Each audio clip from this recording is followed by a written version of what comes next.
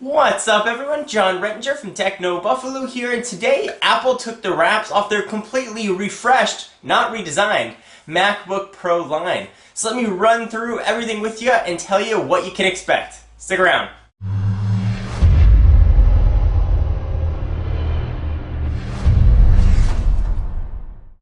So this is going to get a little bit on the technical side, but I'm going to explain all the new specs, new features, and the new price. You may see me glance downwards. I got some notes in front of me. So all three MacBook Pros, so that's the 13, the 15, the 17, the various models within those sizes, are now getting Core i5 and Core i7 Sandy Bridge chips, which is awesome. No more Core 2 Duo for that low-end 13-inch model. No more Core i3. Everything is going Core i5 and i7, which is going to mean they're going to be very, very fast.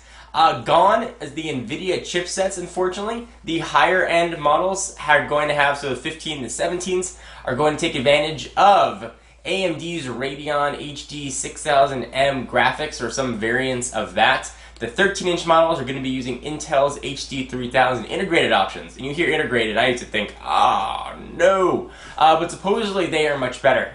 So we'll have to sort of see what the hands-on results of those are. They're all going to get FaceTime HD cameras, which is long overdue. That's going to give you about triple the resolution of the, well, I guess now last generation FaceTime cameras. They've got this new technology called Thunderbolt. You may have heard it referenced as Lightpeak. It's sort of Apple's name for it. It's going to give you 10 gigabits per second transfer speeds. And to give you a frame of reference, the USB 2.0 ports found on the same MacBook Pros are going to give you 480 megabits per second. So much, much, much faster. The only problem with Thunderbolt technology now is you're going to need peripherals that support it. So that should be sort of set a new standard, hopefully, in the next coming years for data transfer speeds. That is crazy fast. Alright, so let's jump into the models, and let's start with the smallest guy. The 13-inch MacBook Pro is going to come in two configurations. Both models, as I mentioned, are going to come with now Core i5 or Core i7 chips, which are awesome and super fast. The lower end is going to run you $1,199. It's going to get you a 2.4 gigahertz Core i5 chip. 4 gigs of RAM is now the new standard, and a 320 gigabyte hard drive, and it's going to be using Intel's HD 3000 chip. I was a big fan of the NVIDIA chipsets the last generation had, so here's hoping Intel can keep pace with those. Stepping up a little bit, $14.99 is going to get you a 2.7 gigahertz Core i7 model with a 500 gigabyte hard drive, the same 4 gigs RAM, and that same Intel integrated HD 3000 graphics. Moving on to the 2 inches larger, the 15-inch, you are going to get just i7. No i5s for you. You're going to get 2 more i's. You're also going to get AMD's Radeon HD chipset, which is pretty awesome for all your graphics needs. It's going to cost you $17.99. It's going to give you a 2 gigahertz quad-core i7 chip, HD Radeon 6490M with 1 gigabyte of VRAM. So you're going to have a lot of VRAM for all your video editing or gameplay, whatever you want to do, and 500 gigabytes of hard drive space. These computers now may actually be pretty decent for the casual gamers. I want to hear what the gamers have to say if you would consider using one of these.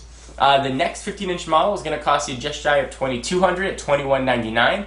You're going to get a 2.2 gigahertz Core i7 computer with the Radeon 6750 graphics, 750 gigabyte hard drive with some solid state super expensive options for 128, 256, or 512. The 17-inch model, the big granddaddy of them all, it's pretty much similar specs to the high-end 15 model. You're going to get the same 2.2-inch Core i7, the same HD Radeon 6750 and 750 gigabytes of hard drive, and you can put in them solid states if you want. And it's going to cost you $2,499. So none of these are very cheap computers, but you are getting now a more powerful line of MacBook Pros. You're getting the same USB ports that you had in there, but this new Thunderbolt port is pretty neat. What do you guys think about the new FaceTime HD camera? Long overdue. I think that Apple put it in. It's certainly going to make making casual web videos much easier. So I'm excited to see these, get my hands on them, and you give them a thorough review. I want to know what you guys have to say. Are you been waiting and you're going to go jump the ship and go get a new MacBook Pro? you know, what's your plans? Do you care? Do you not care? Do you still think Macs are overpriced? Do you think Macs are a good value? Love to know what you guys have to say. I'm John Rettinger from Techno Buffalo. Be sure to check out the website for all your tech news, and I'll see you in the next video. Bye-bye.